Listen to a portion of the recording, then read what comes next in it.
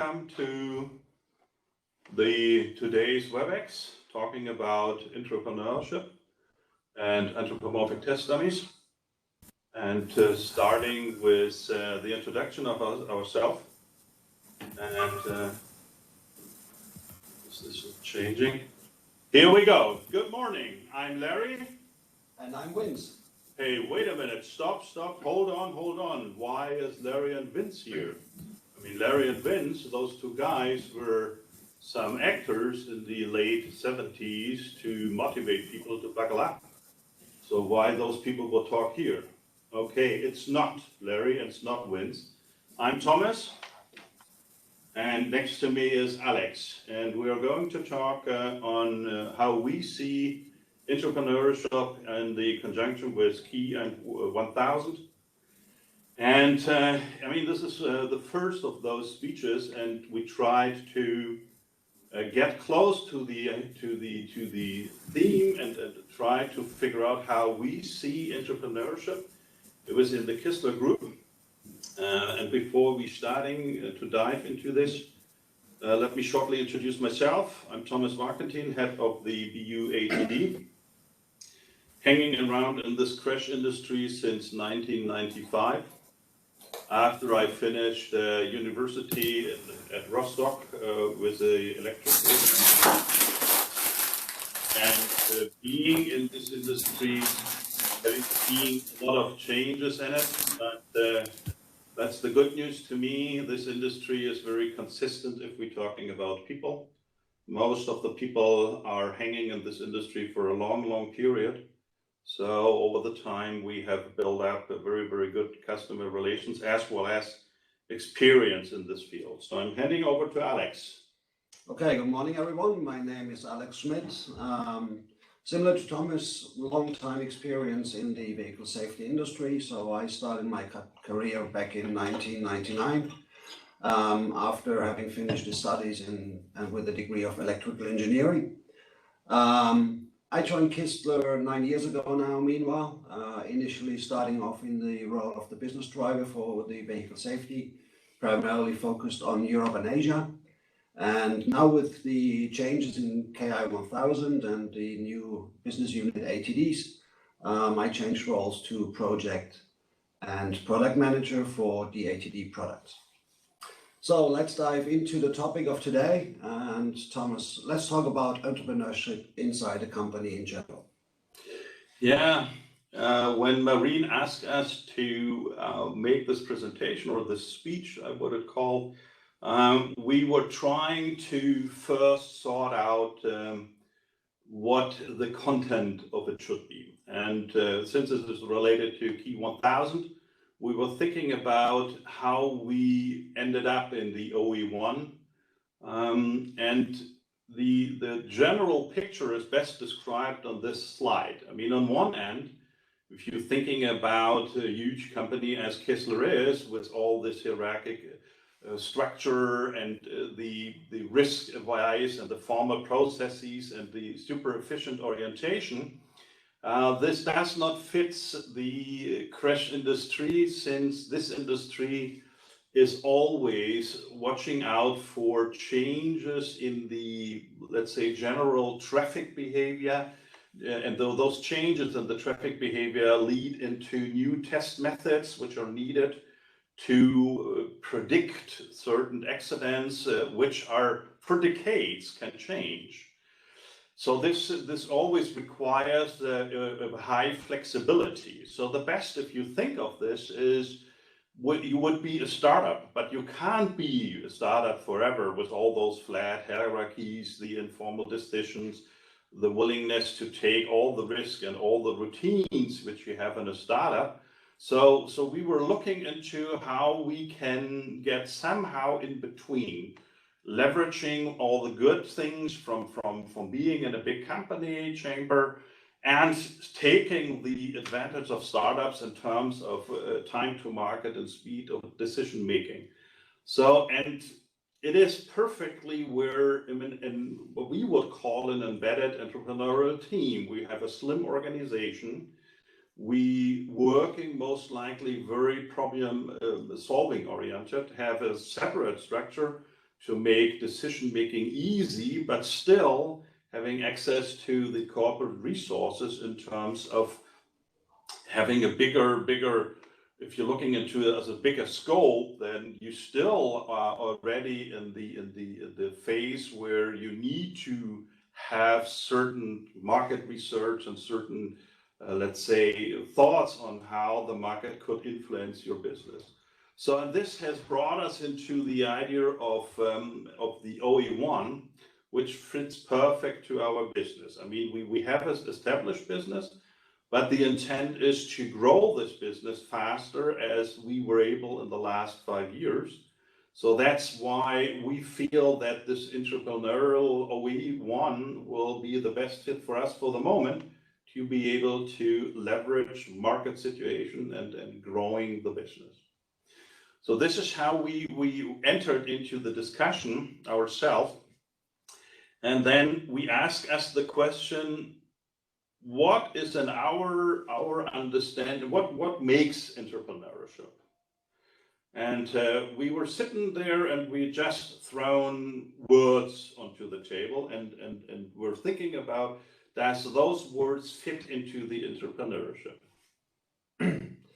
So basically, when you look at this slide, which gives you a nice overview on what are the factors, what are the key words, the key parts that you need for a successful entrepreneurship. Obviously, you know that from history and today, there is lots of people who have great ideas, great innovations, but not necessarily coming out of the blue, and especially in the field of vehicle safety, a deep knowledge base, not only on the product, but also on the market and the market behavior is also required to bring this into the structure. And obviously, at the end of the day, the goal is not fun. The goal is to make a successful business out of it. So this is what we are all aiming for, be it Kistler Global, be it BU ATD. This is the one hand side. This is basically from the idea to the business. What does it take to make this successful and to turn this into reality? So obviously, you need to have a team which works and lives the team spirit to support and to help to make this successful and grow. You need to have a sort of leadership. So leadership means in this case that, okay, there is a goal, there is a strategy, and we need to follow this goal and make the strategy in the right way in order to achieve it. Risk was also mentioned. Risk is always there. So you need to tolerate the risk, you need to balance the risk, and you need to make sure that obviously at the end of the day, the risk doesn't grow too much in order to weaken your structure or weaken your business idea. Assertiveness naturally comes with the leadership. So these are the factors which we will now go through in a bit more details, and we will start off with the part of the innovation. So, having said what we believe is the right kind of terms to talk about, we were thinking of how we can combine this in a kind of a statement to make it very simple and lean. And we found a sentence from Dave Thomas, the founder of Wendy's, who said, what do you need to start a company? And he said 3 simple things. Know your product better than anyone, know your customers, and have a burning desire to be successful. And this sentence is really having a lot of this essence from an entrepreneurship in it, because it just says, set your target, expect and accept the unknown, and self-confidence is the key. So those 3 factors need to be gathered together to be able to dive into this, what we will call the entrepreneurial section between a corporate business and a startup business. So, and this sentence really made it very nicely for us to dive or to take a magnification glass and to see what those single terms like the knowledge and so on will mean to us. And we start with the knowledge. So Alex, knowledge, what would be in your mind knowledge mean? Obviously, knowledge starts with the business that you're in. So inherited know-how on the crash application itself. But when I say crash application, this does not only cover the core product of the BU ATD, which is the crash test dummy. No, there's a lot around, there's a lot of products associated, there's a lot of additional knowledge needed, which leads to instrumentation, which leads to data acquisition, which leads to understanding the data generated and processed and analyzed, which means understand, for instance, the motion of a dummy and correlate this to what you measure. Also, you need to understand and know your market very deeply. So what we're talking about here is a crash community which has very little fluctuation, means that we are talking to a limited number of people, call it 300, 350, 400 globally, worldwide, but all those people stay in this industry for many, many years. And there is one slogan which, when I started in this business, well, I didn't think it was true, but once crash, always crash. And I think you see here the two examples. We didn't know any better. So we started in the crash business and we're still around. And there is no reason and no motivation to do anything different, because every single day there is something new, there is new challenges, there is new applications, there is new products. It's a slow growing and a slow changing industry, but still it's exciting enough to live the slogan, once crash, always crash. Source and impact result understanding, I briefly touched this already. So we're talking about, okay, there is things that happen in a crash test dummy, and you need to understand, okay, what is the impact? Is this result driven by a behavior of the dummy? Is this result driven by something that's happening in your car, in your accident scenario, in your test scenario? One of the most important tools for understanding what's happening, obviously, is film and data analysis. So this is something that we always confronted with as well in our product development, in our product testing, but also in our product in the real crash tests. So this is basically the knowledge base, all the factors that we bring together to be successful in this industry. And let me tell you a little story why we talking this once crash, always crash, and that is so important in our industry that the fluctuation stays very low. When I started mid-90s, I got confronted with a problem that an Excel in the head ringed all the time during the crash. The customer sent us the dummy and we inspected the dummy, and we really deep dived into the head of this dummy, truly in this case, to figure out why the Excel would ring inside the head. It took us months to figure out, and the solution was as simple. We had a colleague at a time, meanwhile he passed away, and we told him the problem which we worked on. And he said, he smiled, he immediately smiled and said, hey guys, you know what? The answer for this is super simple. You need to look at the legs. And we said, what do we need to do? We need to look at the legs. Why we would look at the legs when the dummy has headache? And he said, that's super simple. In the leg area, especially on the lower extremities, there's a tibia load cell which is connected to the ankle. And that is a lousy design, and it allows movement between the leg bone and the load cell. And this little movement causes a metal-to-metal contact, and this little click, which is caused in the leg, travels through the whole dummy up to the head. And that's what the transducer is saying, and that's why he is ringing. So the solution, and that's why I'm telling this, was super simple. And there was someone hanging around who knew what the issue was. The problem with this truly is that you can't find any written text in a book or even in the internet, which explains to you why this little ringing was happening. So this is a kind of knowledge which is inherited from generation to generation. And that's why in our industry, it's very common that you, when you stay in the crash industry, you stay forever, since your knowledge is very, very deep and very, very much needed, because the number of people hanging around here are very low. But now getting into the tools we're using, and we wanted to show you how we deal with situations where we facing problems at one hand, or on the other hand, how we determine a human behavior would be in a certain scenario, and how we could design the dummy to make behaving as the human being. And here we wanted to show you a little movie.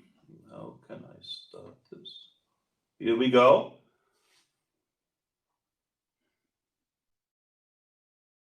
So it's we don't see this very fluent, but hopefully you can see it much better.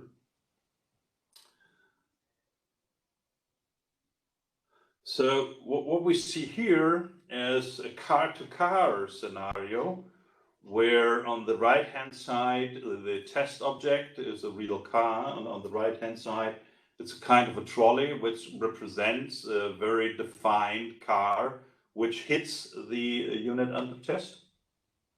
And I mean, you see this from the movie, or from the slow motion, that certain movements the dummies are doing causing a certain data. And this is how we then compare what we see on the picture and trying to interpretate what the data are telling us. And to getting you an idea, in such a kind of a scenario as we see it here, where we have a driver, a passenger, as well as passengers on the backside, we have easily about 1,200 channels sitting in that car, which all of them deliver the data, and you need to understand how you need to interpret those data. And here, Alex, what do you see? Well, this from the first look looks like general data or normal data created in a crash test scenario.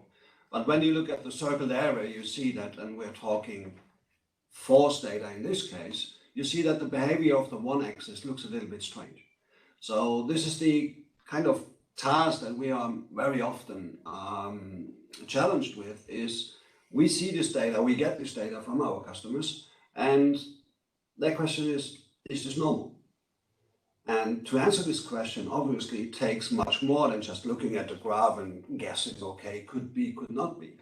And this goes back to the previous slide, where we have the motion, we see the motion, we see the data, and we correlate those in order to determine, okay, is this strange behavior or different behavior caused by the actual test, meaning something around the dummy, could be the seat, could be the restraint, could be the airbag, could be the impact to some dashboard scenario, or is this really coming out of the dummy, and is there an issue with some loose connections, some missing components in some cases? So that's the challenge that we are faced with.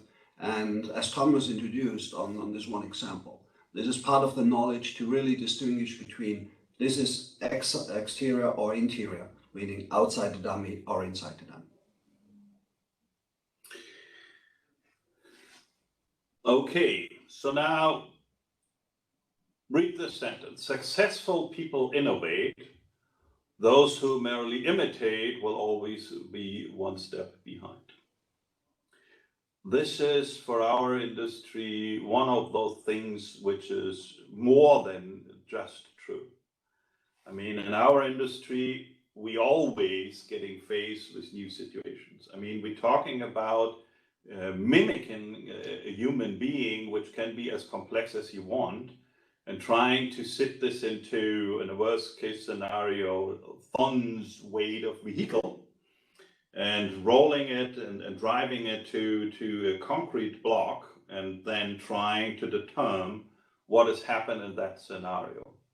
And this kind of challenge always is putting new challenges and causing new innovations to be able to measure and analyze those events.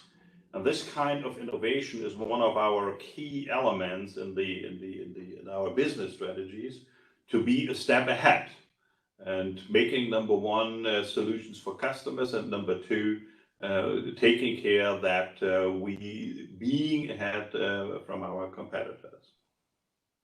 So constant product development and improving separation from competition. What does that mean, Alex? Well, crash test dummies have been produced since many, many years. And you can imagine that some of the processes used for production and also for development of a dummy have been inherited over many, many years. Now, when Kistler started to get into the development and production of crash test dummies, we initially looked at, okay, what are the production methods, but how old are these? How good are these? How efficient are these? And can these be changed in order to be really ready for the future? So the innovation in this case is deeply looking at production methods and looking at either new or the state-of-the-art processes for the production of the flash parts, for the foaming, but also for the selection of materials. Does it always have to be this and this material, which in some cases was not even allowed to use in the European market because of some safety regulations? So to change over from traditional materials also to new materials. Another one is, okay, you have a dummy which consists of thousands of parts and a bunch of different materials, be it plastics, be it foam, be it steel, be it rubber. So understanding the individual components better, together with Honda, and we will come to this later on, we introduced or developed a single component test procedure. This was initiated to understand the customer requirement, but also for our internal improvement, in order to better understand the component. So we developed a test method, and this helped us to introduce our product into the market, because as soon as this was initiated and this was made public, it really helped us to make the customers understand that, our products is not only equivalent, but also superior in this case to the competitor product. Then we have two more things to quickly display. One is the keyer track. I will dive into this a little later. And then one of those very, very important things for us is patents, or our patents, and to be innovative in this respect.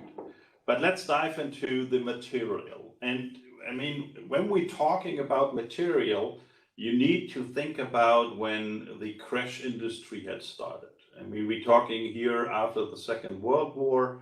The first test has been conducted in the circumstances of flight industry, in particular military flight industry, when the first ejection seat steps were taken. And I mean, think of this at that time, material limitations were daily business. I mean, how to get the materials, how to understand materials. Later, we're talking about mid-70s, where the first true dummies came alive. I mean, even at that time, the production method was pretty limited. And I'm very often saying that some parts of the dummy are still manufactured with Russian mining technologies of the 50s. I mean, we're really talking about this, and this never has been changed since, and there's one downside of all those people hanging around in this industry forever. I mean, why we would change things if it's not required? Some parts which has been developed and manufactured in the mid-70s last century are still made the same way. And when we started, we said one of our biggest aims in the project of Charlotte was we need to break that.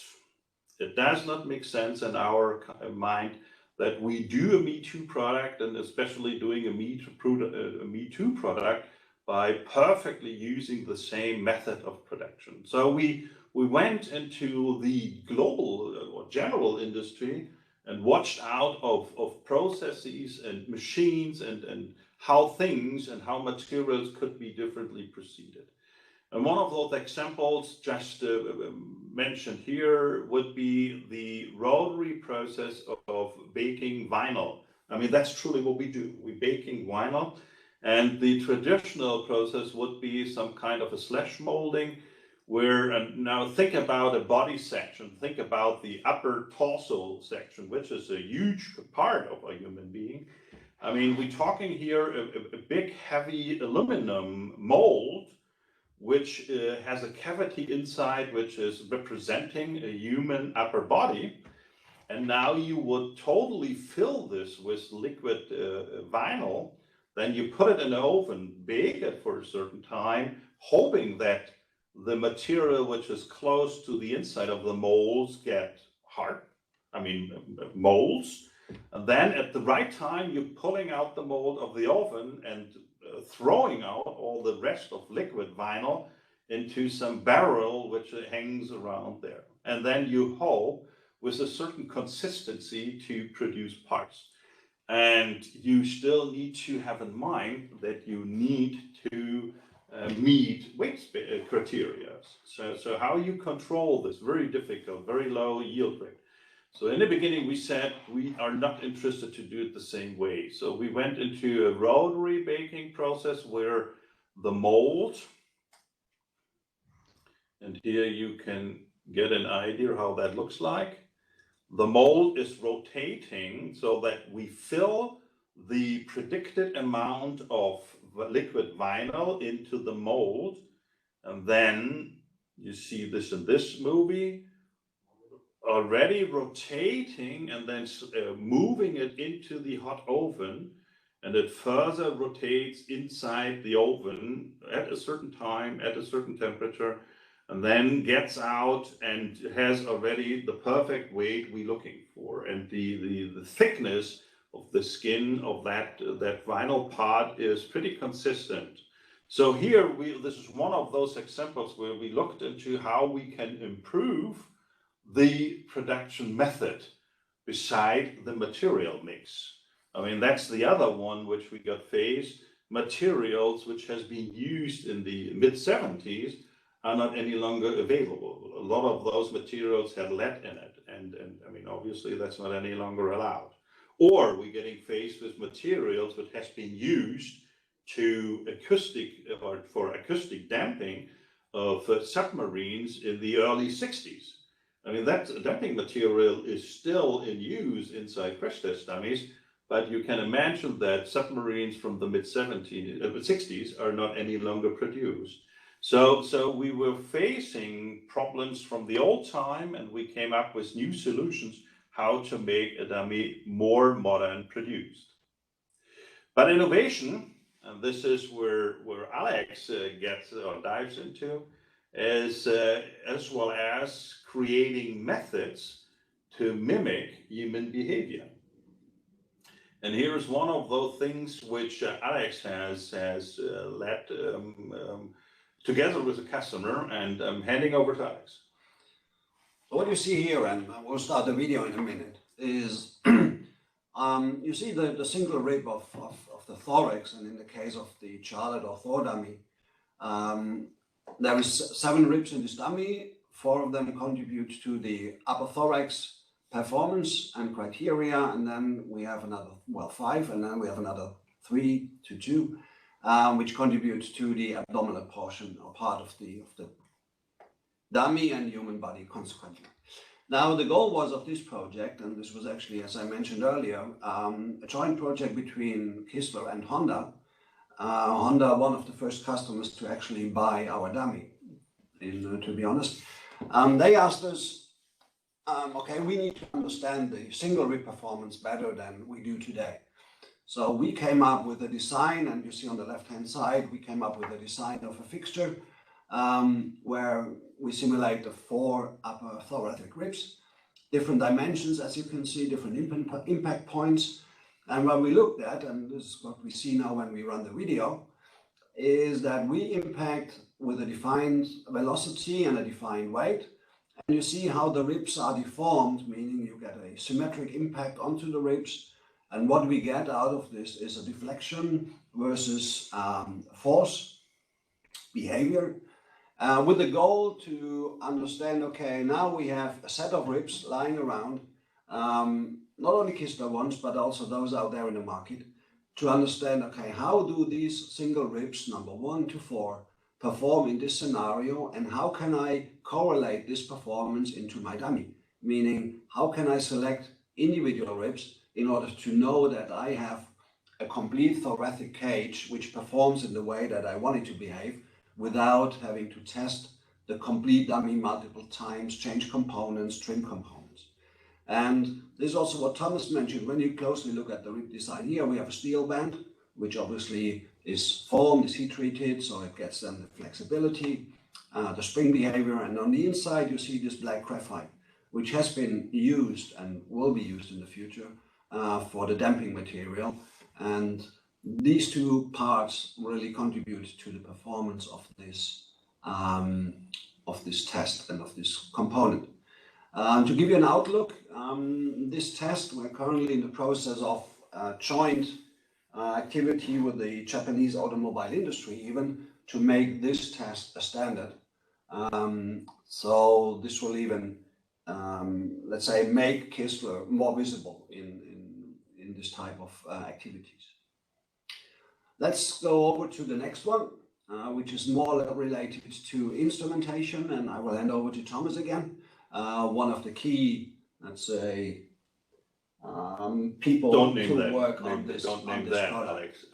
Yeah, this is one of those little things, and I mean, you see already this device in action on the previous slide. Those are the 2 rods you see over here. And what was the challenge? The challenge was measure displacement in about 120 millimeter range, but only having space for 50 millimeters.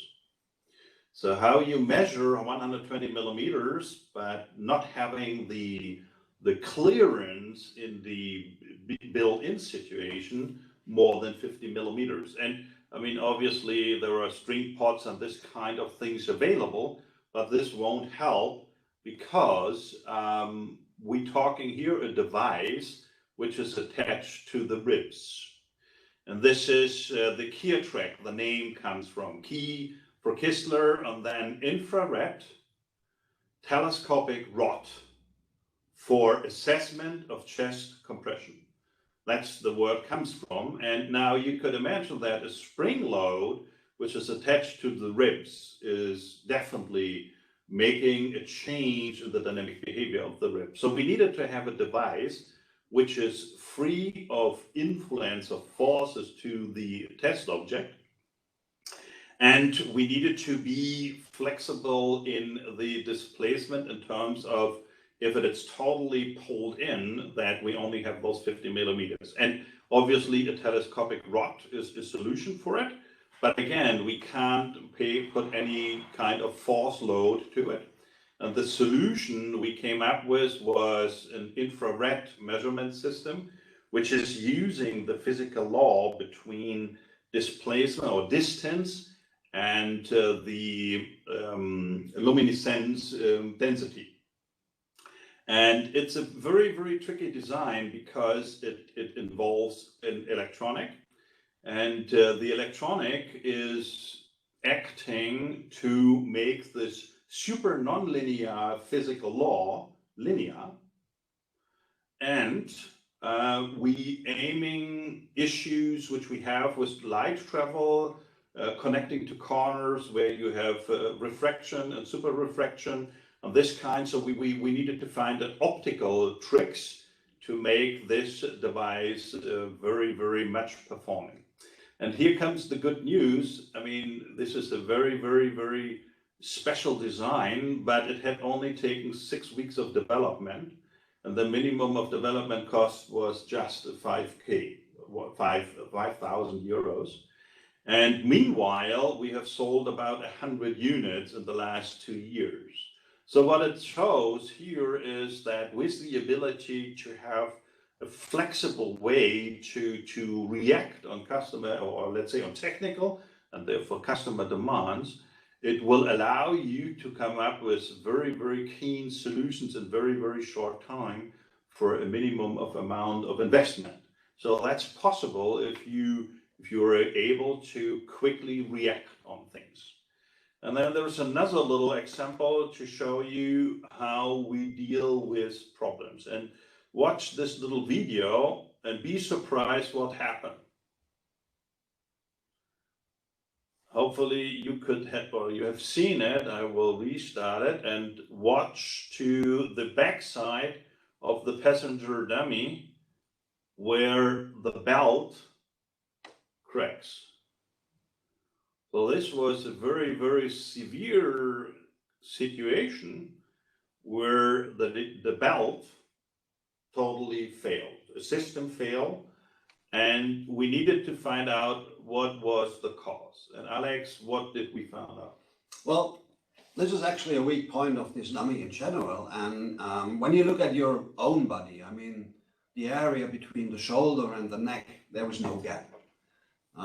This is not natural. Well, on the dummy and this dummy design, there is actually a physical gap which allows for the belt to dive into, catch on some sharp edge of the metal structure of the dummy, and this was the root cause for the cracking of the seat belt, which is not really related to, let's say, a normal behavior. It's related to a weak part of the dummy and the dummy design.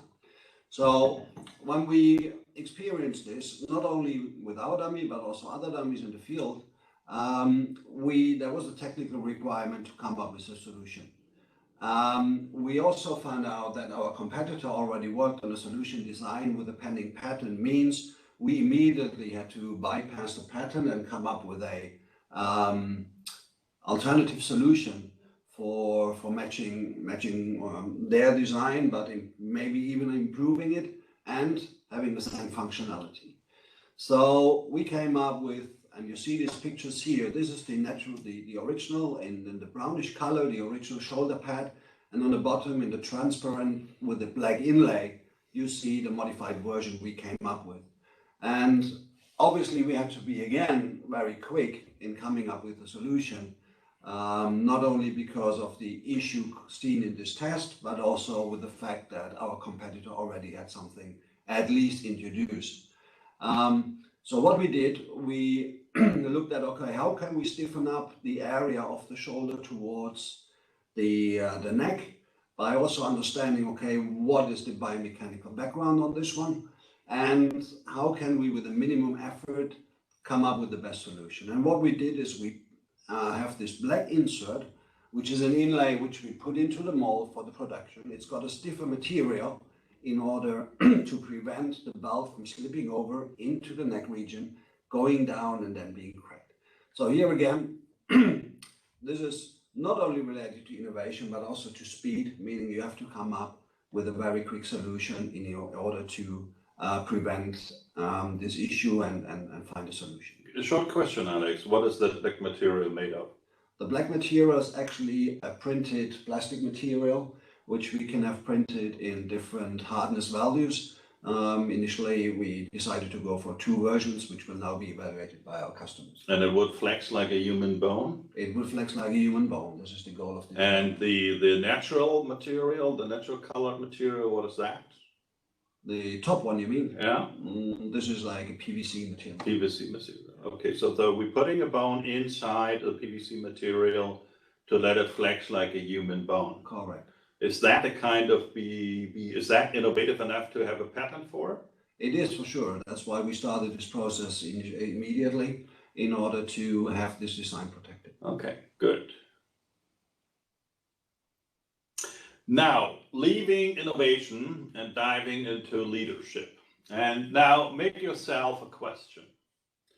Think about a leader. And I mean, since we do not have this interactive capability here, you probably think about company founders or our CEO or directors or team leads. And here I wanted to make you a little different thought. So, which in my mind, every employee, including those which are not sawing on the chair of the supervisor can potentially become a leader. And why do I believe this is true? And take this last line there. I'm pretty confident that every employee, regardless of his position, has a certain kind of leadership and management skill on a big scope or on a small scope, on the business side or on the private side. And this kind of spirit can inspire, motivate, or even challenging their colleagues. And that's kind of leadership too. Take every employee as a kind of a leader with respect to the surrounding which he is filling out. So I'm very, very keen on saying leadership is nothing which is just the guy which stays in front and makes the speech. It's more than that. It's a team at the end of the day. And talking leadership, we tried to get this somehow into the situation which we hanging around. And we said, for us, leadership means that we have slim and simple processes. And what does that mean for us? I mean, that really means the ability to turn information into action. I mean, how often you find yourself that you read something and you may hear something and you say, well, yeah, knowing this, we should have done this, or we should do this. I mean, talking about it leads to nothing. So take the action when you get the information, then make it simple. Make it simple means that you generally should have a strategic thinking, because things getting simple when you're looking at it from a more bigger perspective. And the hurdles, the little things which could stop you to do a thing, which they will come anyhow, but from the beginning you should think of make it simple. And this simple and slim processes really leads into the stimulation or the stipulation of creativity and flexibility. It allows you to be flexible in your thought process. The other one, which we believe it's a very important one, is quick decision making. And why is this? I mean, I really love to-do lists. All my to-do lists are handled Friday, 4 p.m. I mean, I'm collecting all the shit over the week and putting it onto the table and saying, well, I will do this on Friday, 4 p.m. Latest 6 p.m. I'm leaving the office and still thinking, Jesus Christ, this hell of things I wanted to do are not done. And here, a lot of those things are laying there are related to I need a decision and I could get it under the week. So quick decision making is making planning as well as project agile. As well as quick decision making is really building trust. Trust between people and trust to the leaders that things which are on the table, which needed to be done, are able to be done. But leadership is more, Alex. So what else? Leadership also leads to the trust into your people, which goes in line with the transfer of responsibilities inside the team. This leads to, the ability to help employees to find a meaning at work, meaning they feel themselves being important. This is a very key factor, also for employee happiness. And also the ability to share clear messages and make complex ideas easy to understand for everyone. So even though you have a real complex problem in your monthly meeting, whatever you do, make it easy to understand for everyone so that everybody is on the same page. And then key is also people work for people. And that creates empathy and positivity, active listening, so you have all your people on the same page, and the ability to inspire and convince other people. Even though, and you will always have that in your team, and we'll come to the team thinking also later, you will always have different opinions, which is good for the business, which is also good for the leadership. But conviction and making sure that people are all following the same direction is quite important. Yeah.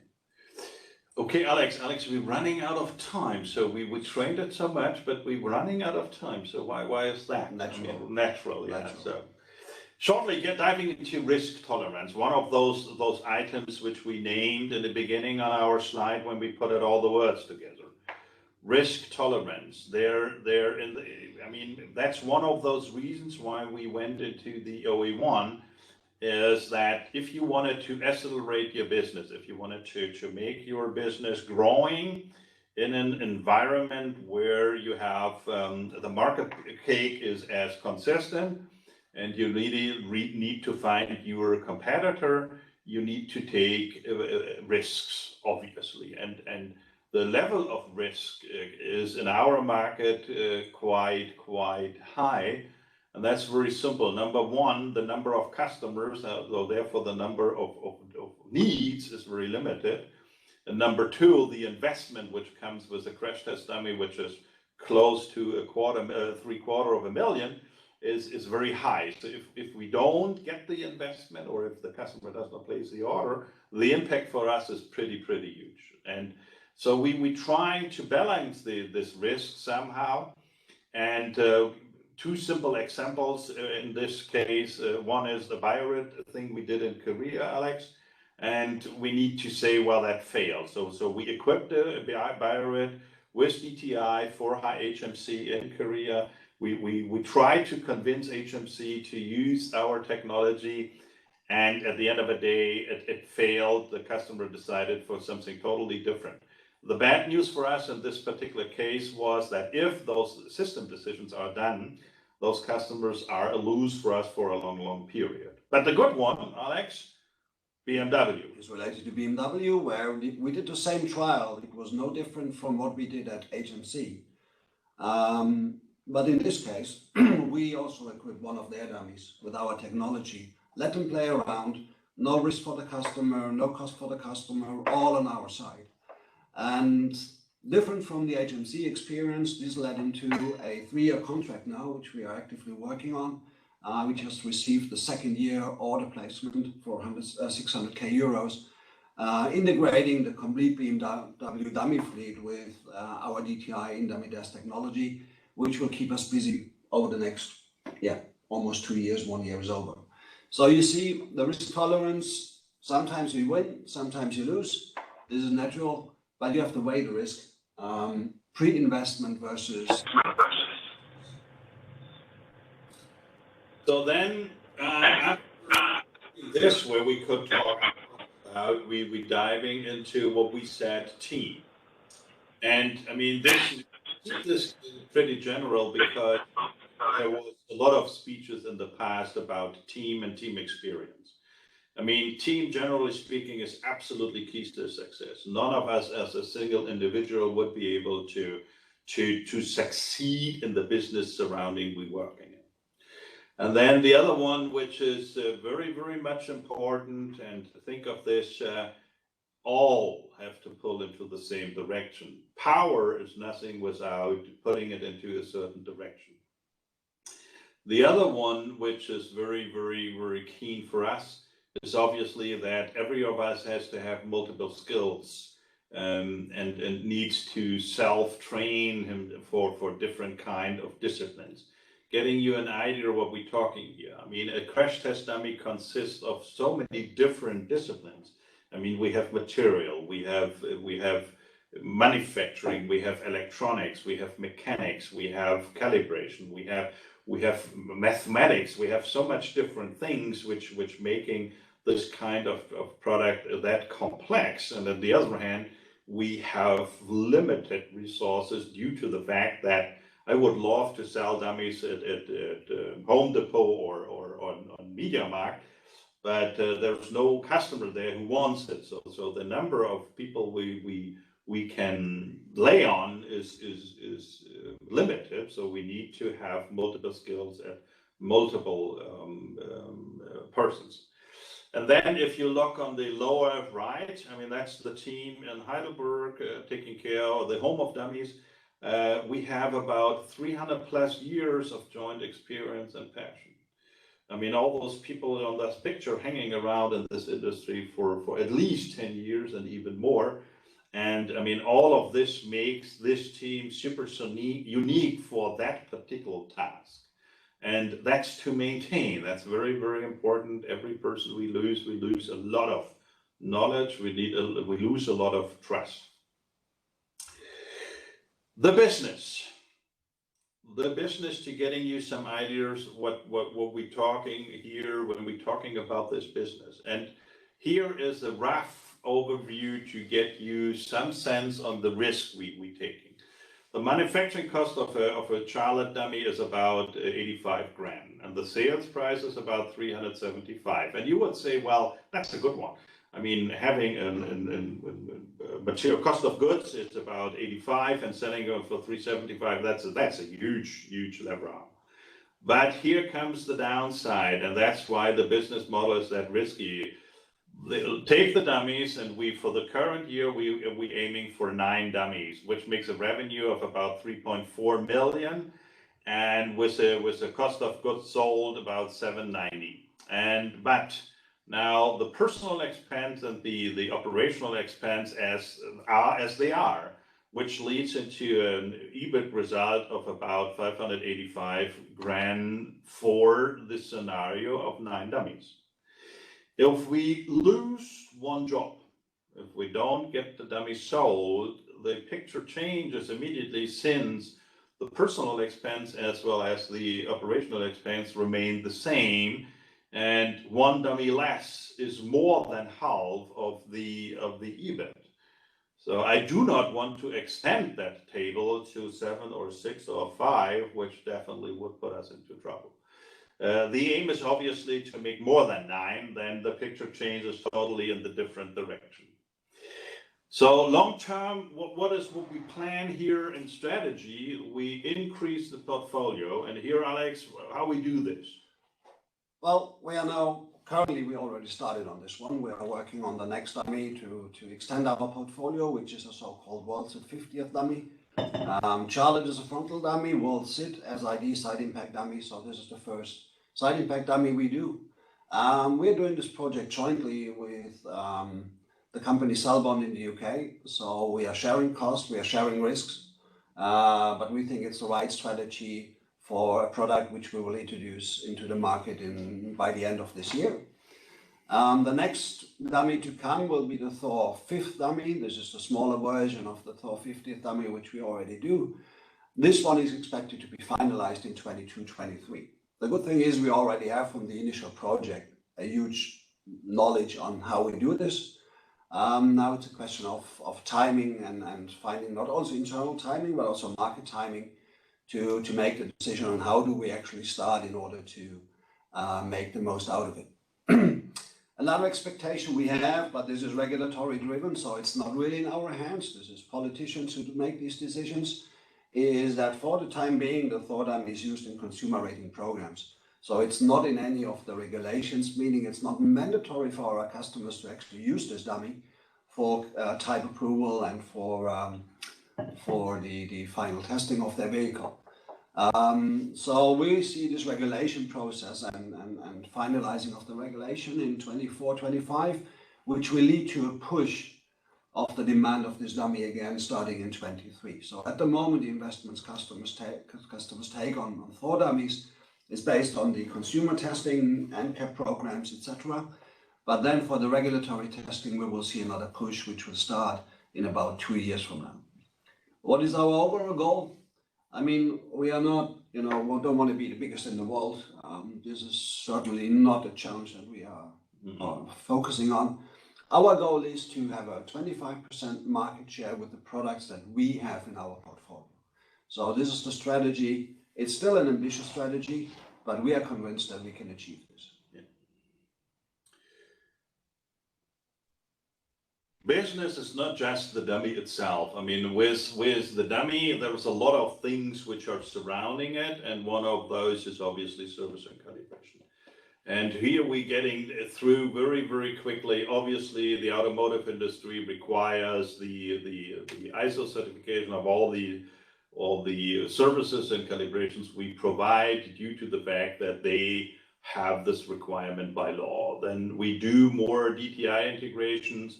Outside Europe, that's obviously, and we still have the theme of services driving sales.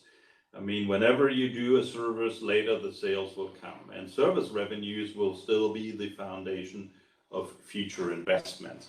We will not go into the, we put that slide out, right? That's a good one. So then we getting to the last one, and this, Alex, is why we say that. Why we believe that assertiveness is one of those key things for entrepreneurship. Well, I mean, we believe and we are convinced that if you have an idea and you follow the consequent realization path, that you can make this successful. You also need to know that there will be drawbacks along the way. This is quite natural, and this is what we are aware of. But the goal here is not to lose the focus. So you continue your path, you may have to change direction slightly, but you're still going in the direction that you were aiming for. Now, Thomas, say no when yes is expected. Mm-hmm. What does this stand for? It says that if your mind says no, but somebody say you need to still stick with the no. So be consistent in your thought process. Are we already at the stage that we're good at it? Probably not, but I mean, there need to be challenges for the future. That's what I'm thinking. But honesty and transparency in our doing, that's something which is already there, and this is really true for internal as well as for external. Customer centricity. Customer centricity is as well as honesty and transparency. So, and that's as well as, I mean, adaptation of the business to the circumstances. Absolutely keen for us. Our industry can change from one day to the other. And it's very, very important to understand this and being at the right time with your adaptations, as well as find your balance. I mean, finding the balance is key to the success. Don't dance on every merit you could. Just dance on those which are important. Coming to the end, here are the words we started with, and we hope that we could give you some insight on our thought processes, how we work inside OE1 in the BU ATD, how our thought process is, and how you could interact with us to get things or lever things from us, as well as we requesting this, what we mentioned in the corporate businesses, you know. So it's a kind of interaction between us, and we are absolutely open for this and being keen to talk to you about us and about you and how we do things together. So Alex, we have taken up almost the hour which we had. So the Q&A session will be super short, I guess. So the stage is open.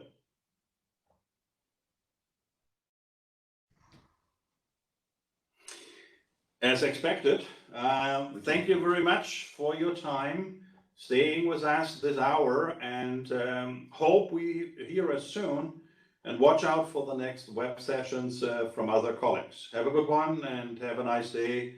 Stay healthy. Thank you very much.